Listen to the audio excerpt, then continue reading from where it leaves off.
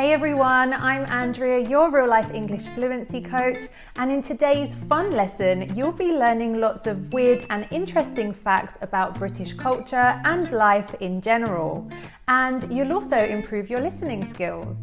Now, for today's lesson, this is based on my own experience of growing up and living in the UK. However, I also gathered some facts from my friends and family, which was really fun to do as well. Now, before we get into the lesson, in case you're new here, I want to let you know that we are here to guide you beyond the classroom, to live and learn and speak English in the real world. So be sure to hit that subscribe button and the bell down below so that you don't miss a single one of our new lessons. Okay, so we're starting off with an interesting fact, which most of you probably know, but in the UK, we love tea. It is a huge part of our culture, and people drink multiple cups of tea a day, rather than coffee, in fact. So it's usually the drink of choice of many people. And it wasn't until I moved to Spain that I actually started drinking more coffee, whereas in the UK, I tended to drink a lot more tea.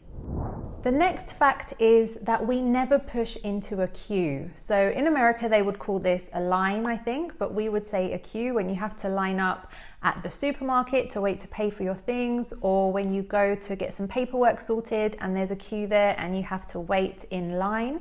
So we do not like it when people jump the queue, as we would say. It's impolite. So if you didn't know, another interesting fact about the UK is that we are very big on manners, meaning that manners and being polite is very important. So if you jump the queue, you're not considering other people and you're just thinking about yourself.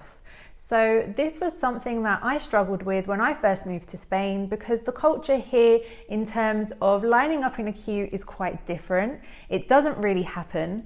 And I was so frustrated and concerned that people were just jumping in front of me when they could see that I was there waiting before them. And that's something that I found quite different when I moved here as well. But in the UK, this does not happen. So it's important to be mindful of that.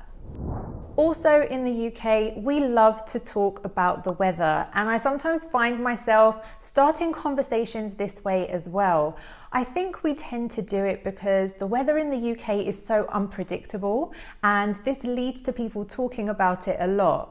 Not only this, but it's also never quite right for us. So in the summer, when it actually gets too hot, we complain about it.